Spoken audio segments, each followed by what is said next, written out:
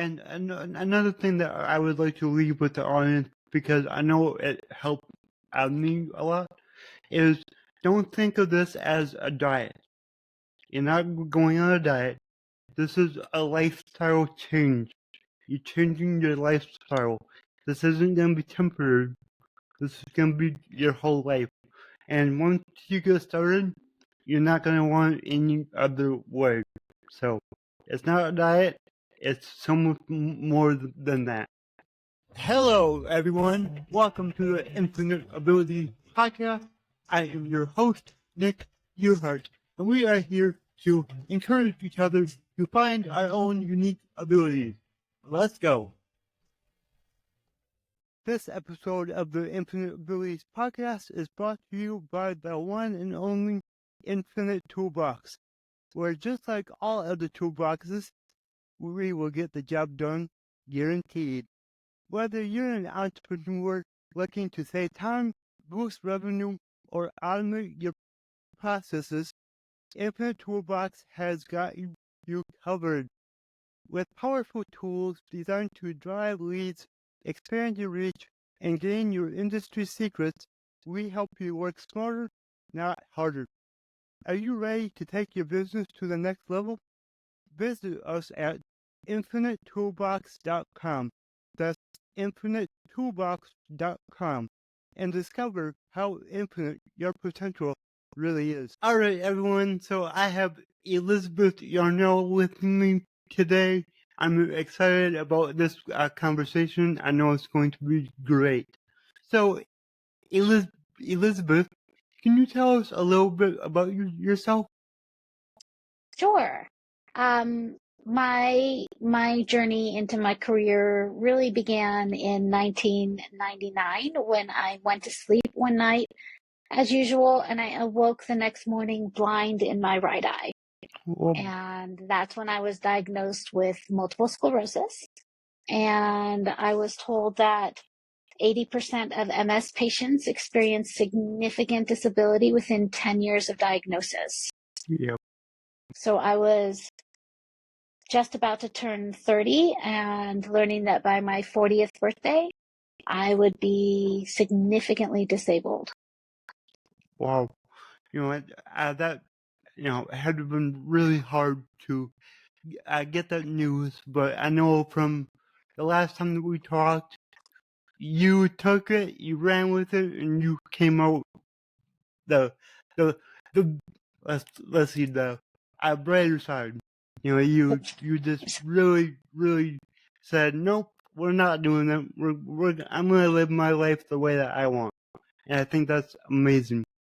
Yep, I would say that pretty much sums it up. I have always been very stubborn, and I felt like I wasn't going to be that statistic, that was not what I had planned for my life. And I asked my doctors, I said, well, what can I do to help myself have a better future? And they said, there's nothing you can do. You can maintain an optimistic outlook, but this disease is going to slowly rob you of all of your abilities until you end up dying, basically, from lack of being able to do anything. And they said you can take one of these injectable drugs. They're called disease-modifying therapies. They're all very toxic pharmaceuticals. At that time, there were 3, and now I think there's more than 10. But they're all super, super toxic chemicals, drugs. And the great majority of them, and certainly all of them at that time, back in 1999, were injectable. And part of my history is that I have a tremendous fear of needles. I do not like needles. I don't like to watch needles on TV. I can't watch medical dramas. I can't watch movies where there's heroin addicts who are shooting up. All of those things make me quite uncomfortable. I cover my eyes and pull the blankets over my head.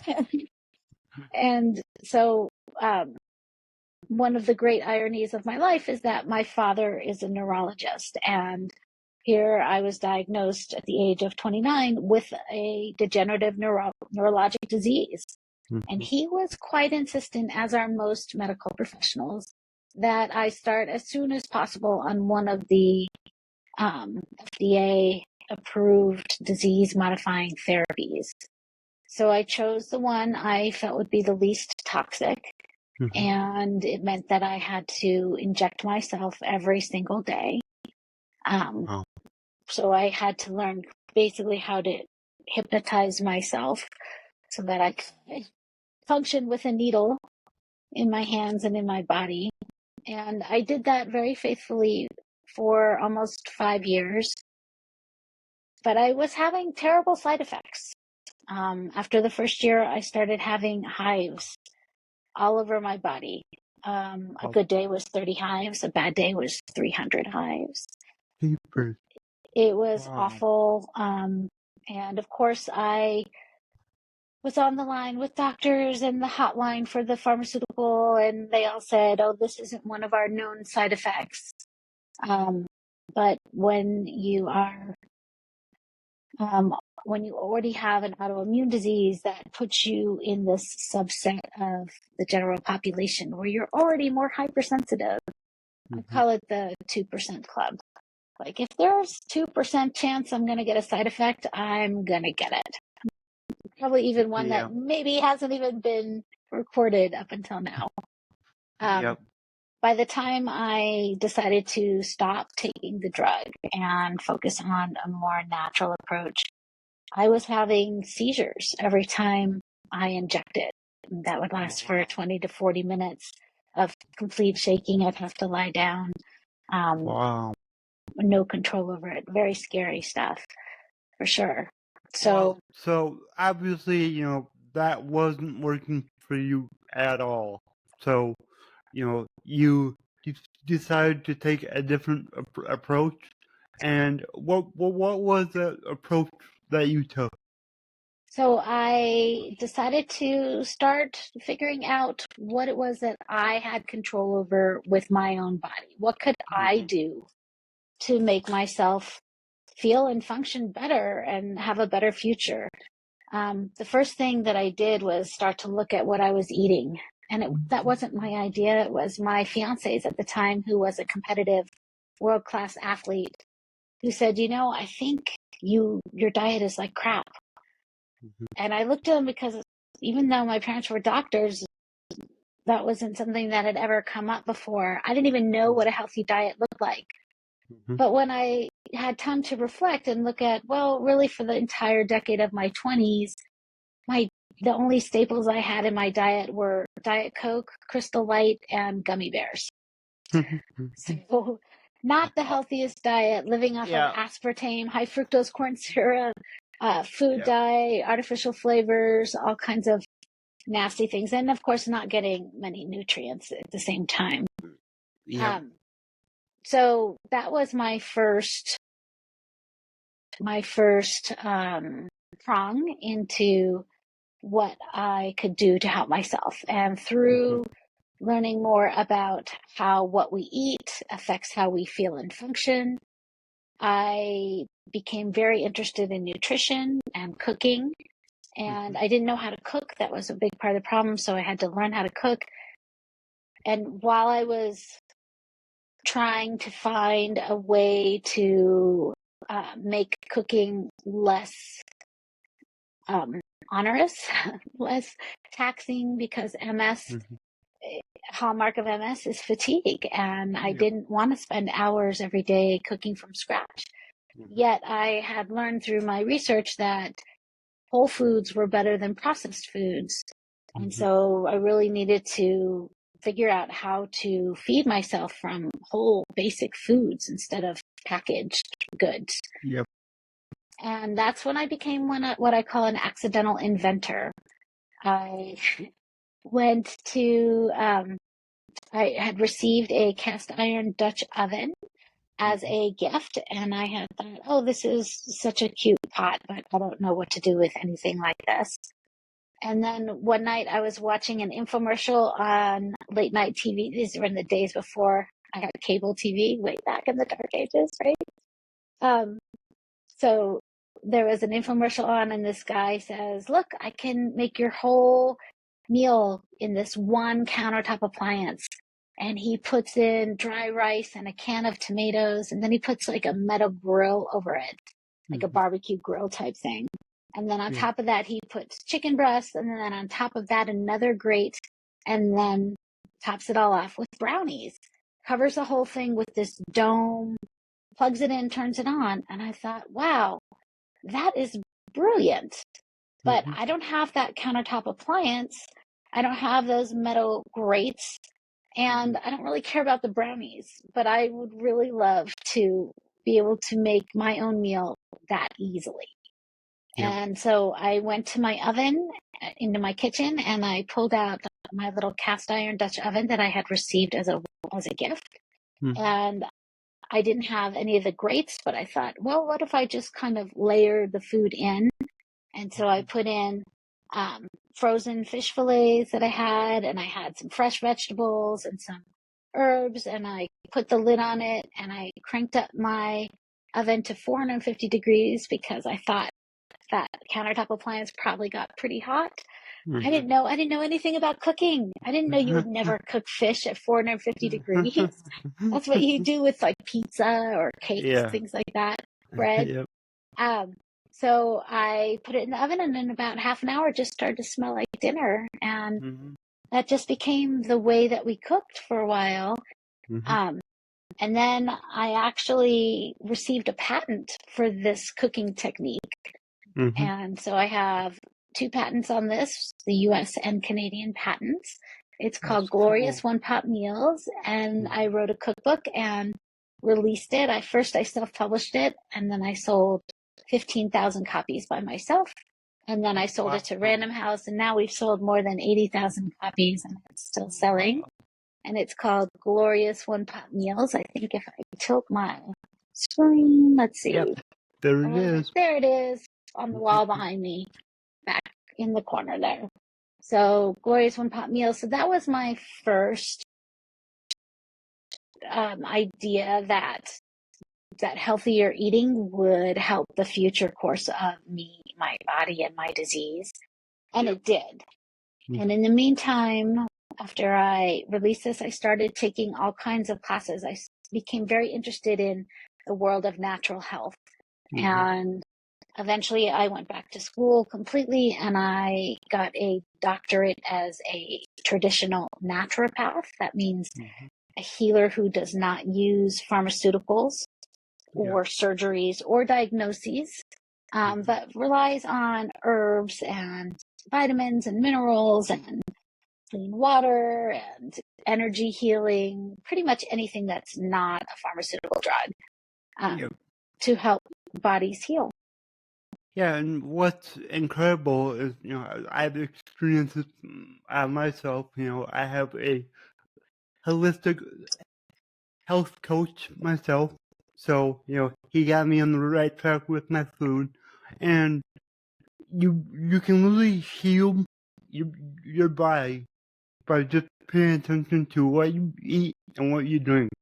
Like, and I'm sure you're the same way, or it's all natural, organic foods, herbs are always good.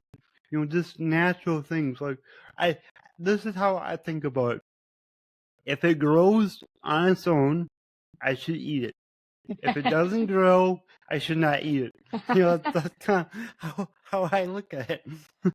I like that. That's a very good motto to live by, for sure. Yeah. One of the things that drives me crazy these days is when you see on foods, even foods that are called organic and should be very clean and healthy. Let's just take something that I love, which is coconut water.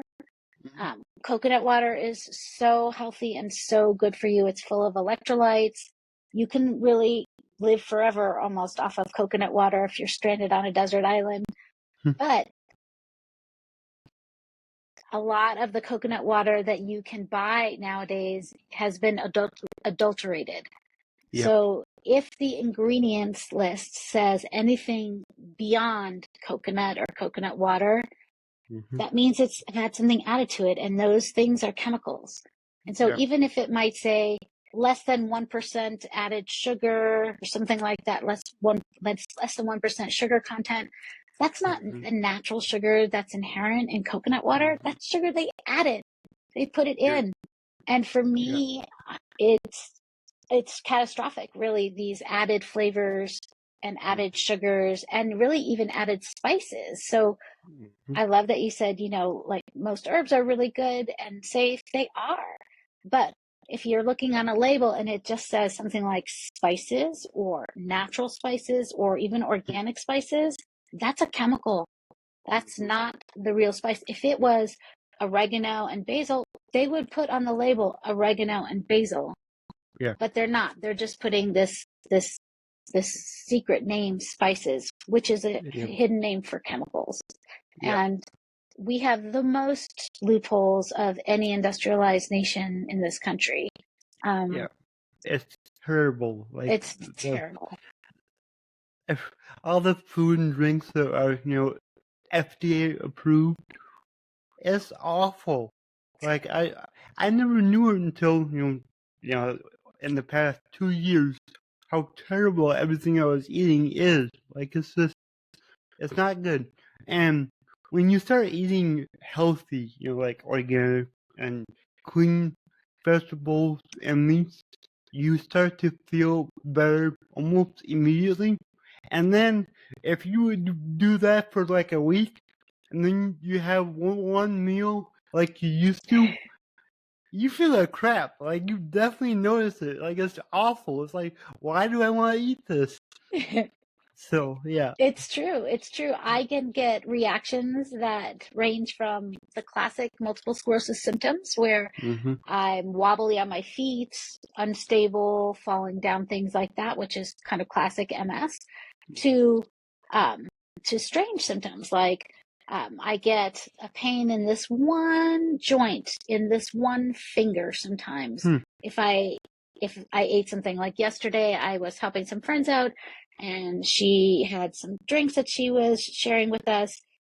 And she said it was all natural, but I came home and my knuckle hurt from this one finger. And so I know there was something in it that I shouldn't have eaten. That's just a minor symptom. Often when I get hit with these additives and preservatives underneath like the flavors, things like if I have a sip of, say, flavored sparkling water, you look at the ingredients on these cans, it says carbonated water and flavor, like no calories, nothing. And you think, oh, well, what could be bad in here? Oh my gosh. If I have one sip of any of those cans, the first thing that will happen is my stomach will start cramping. The second thing that will happen is my eyelids will begin to peel. And I'll notice that they're peeling first because my eyebrows will feel kind of sandy and they'll be a little itchy. And so I'll be touching them and I'll be like, it's like I've been at the beach all day. Like there's sand in my eyebrows, but it's not sand. It's my skin peeling. And then it will progress down across my eyelids and eventually start bleeding if I continue to consume that thing. Wow. Other things might cause burning in my legs, like restless legs all night long. There's a preservative called citric acid, which you think, oh, citric acid, that must come from lemons or citrus fruits, right? No, it comes from black mold.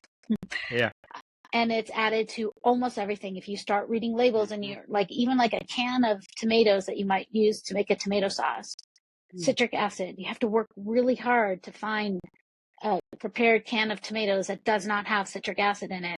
But if I have citric acid, my legs will be on fire all night long. It'll be the worst restless legs, and it'll keep me up and be extremely painful, and I'll be unable to relieve it for a couple days because the citric acid is so toxic for me. So when you're eating healthy, like you you should and you want to, how often do you have MS symptoms? So I never have MS symptoms unless I eat something I shouldn't. That's incredible. So this is the topic of my upcoming book, which is called the multiple sclerosis inflammation connection, from life sentence to life solution. And it's all about how once you can clean out your body, like you've been doing, like I've did, and then you expose it to the terrible stuff in our standard diet, then you can really very clearly see how it affects you and how it makes you feel and function. And then you can, if you stop doing that, you can get clean again and you can move along basically at a level without symptoms. I think of it just like celiac patients. So if you have celiac disease, you're pretty much okay as long as you stay away from gluten.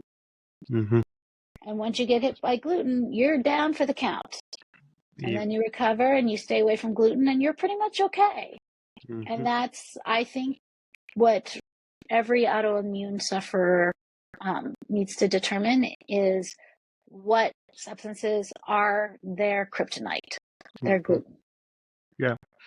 You know, it's just so important. And it's not just for people that have MS or anything. But just anybody listening, take care of your health. Pay attention to what goes in because it really affects what comes out. It affects your mind. It affects like how fast you can think and get things done, how you retain information. It really affects everything. It's incredible. And what I like is like when I'm eating healthy, I have way more energy than ever before. Like my energy is just amazing. And for me, you know, I have cerebral palsy, so my whole life I've dealt with a lot of pains, and my pain is a lot less nowadays because I eat and drink a lot healthier. So yeah, it's really, really important. So your new book, do you know when that will be released? I don't. I think it probably will be released sometime early in 2025. Okay. So shortly after this podcast is released, you should I be think able to so. find it. That'd be awesome. Yeah, I'm very excited. I've been working on it for over 2 years, this book, but it's really the culmination of the last 25 years of research that I have been doing, and my doctorate and my clinic that has been open since 2011. So a lot of clinical experience in there. There's really, I love the way that you gave this unsolicited testimonial about how when you improved your diet, even though you don't have an autoimmune disease, you have something, you have a genetic disorder that you were born with. But even that, even changing your diet has helped reduce the amount of pain and discomfort that you thought you had to live with. That was just part of your disease. Yeah, and you know, I'm someone where I've never been on medication. I've always refused it. I don't want it. So for me to find something as simple as eating healthy, drinking healthy water can do what the pain meds can do, and it's clean. I don't have to worry about drugs going in my body. Like that's huge. So like, especially for people like me, if you deal with a lot of pains, it's just change your diet and you'll see the difference. Yep, I would agree. The thesis of my book is that inflammation causes symptoms of pain, discomfort, and dysfunction. Yeah. And so if you can reduce the inflammation by reducing the triggers, identifying and reducing the triggers of inflammation, which is what I do in my online environment, which is called the Inflammation Academy, where I teach people what do you look for? How do you recognize these things? How do you change your diet and your lifestyle in order to avoid those things that are triggering that pain or discomfort or inflammation, even if you have no diagnosis, right? Even if you consider yourself a normal person, but you just have heartburn sometimes, or you have arthritis or something that we consider very commonplace and not a big deal. And most doctors wouldn't even probably tell you to change your diet if you had these conditions. Yeah, I used to get heartburn all the time, constantly, every day, and the doctor told me to take this heartburn. It was a over the counter medication. I don't know what it was, but take that. So I was on that for like a year, and then I just started eating healthier, and I was like, oh hey, that's gone, cool, you know. And if you look at those over the counter or prescription heartburn medications, like they're called PPIs, proton pump inhibitors, like Prevacid is one of them. They say very clearly on the inserts, if you go through all the fine print on their little insert page, that you really shouldn't be taking these for longer than 2 weeks. Yeah. Right? Yeah. I had a client who came to me. He had been on proton pump inhibitors for 17 years. And he Wow. was still having digestive pain, heartburn, and gas, things like that. And his doctor, his medical doctor, would just keep increasing the amount that he was taking. And he came to me, and we did very extensive food sensitivity testing on him, and we changed his diet very strategically. Lo and behold, he has no pain eating. He completely stopped taking that drug, 100% stopped taking it. That's awesome. Yeah, that's the power of just eating healthy, which is something we all know that we should do. But a lot of us, especially here in the U.S., we don't tend to eat healthy like we should. So It's true. I hope this podcast episode really helps people realize that their life can be a lot better if they just eat better foods. And I hope they realize that too. Yes, and you're not sacrificing taste. There's so many tasty foods that you can have that are healthy. Like it's just it's not that big of a deal. it is not. And that is something I love doing as a cookbook author. I love helping people understand and learn how to create healthy meals, healthy replacements for the things they're giving up. The other thing I wanted to say from what you were saying is that it's really hard to pull away from what we've been taught and what we've been told and what we're bombarded with in advertising. And so much of our food supply has really been contaminated by additives and preservatives that really shouldn't be in there, and haven't been adequately tested for safety.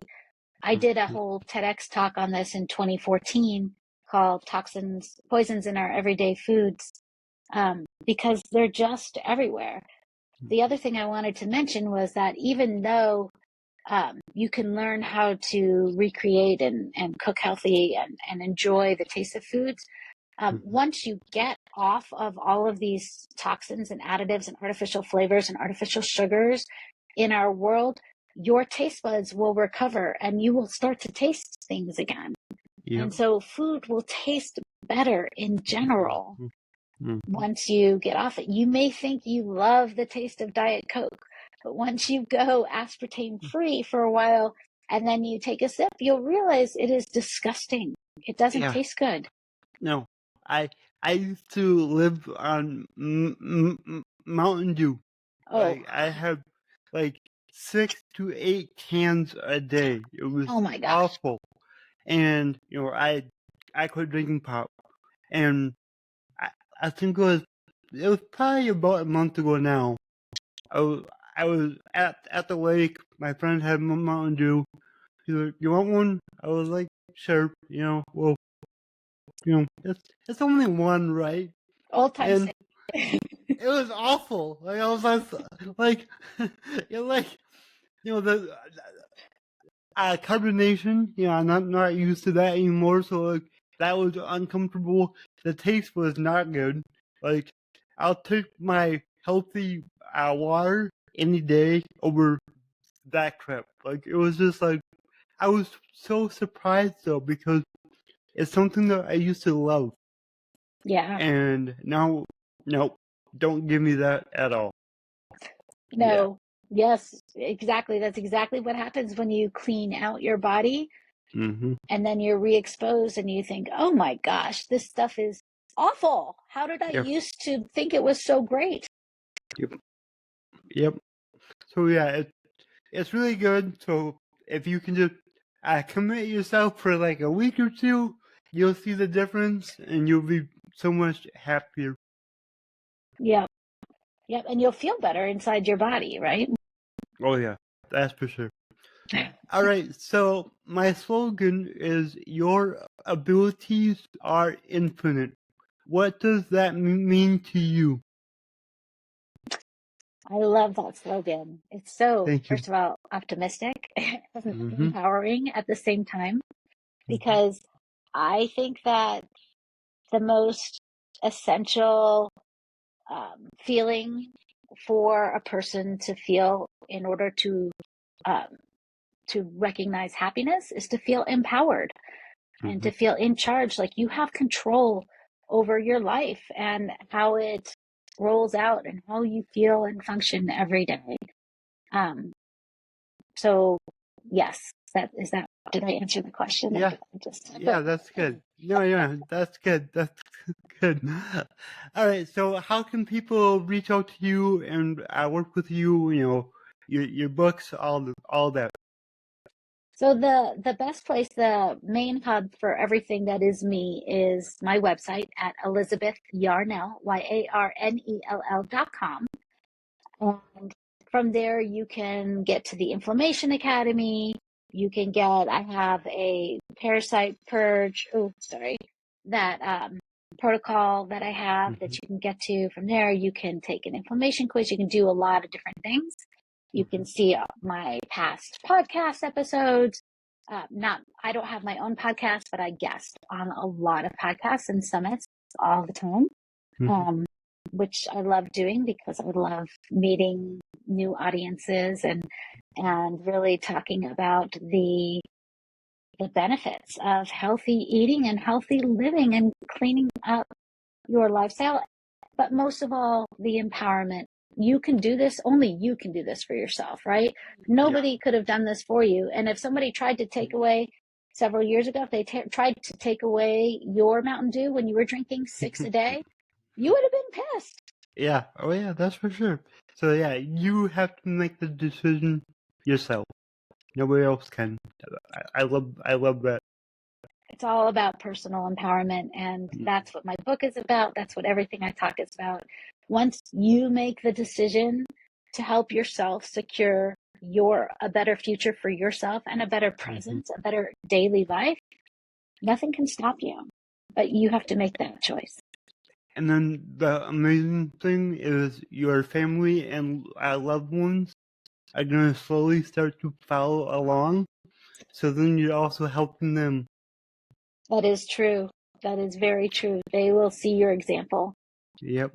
Especially if you're, the mom or the dad that cooks every night and the kids don't have a choice but to eat what you cook. There you Yeah. go. Eat healthy. I call that incidental improvements. Yeah. So if I'm cooking for myself and I'm gluten free, for example, Mm-hmm. and additives free and chemical free and all that stuff, then everything that I prepare in my house is going to be that way. Mm-hmm. When my kids were growing up, we had several rules. And the first rule was whatever is served, you have to first be appreciative to the chef. Mm-hmm. Somebody put in effort to make this food for you. And second, you must eat at least 3 bites and swallow them of every single thing that's on your plate, even if you feel like you tried it yesterday and you didn't like it, because every single time it might be a little different. And it takes sometimes more than 10, more than a dozen trials to like a new food. Yeah, it does. I like a lot of things now that I didn't like, 5, 6 years ago. So yeah, that's so true. Uh, do you have any last words of wisdom?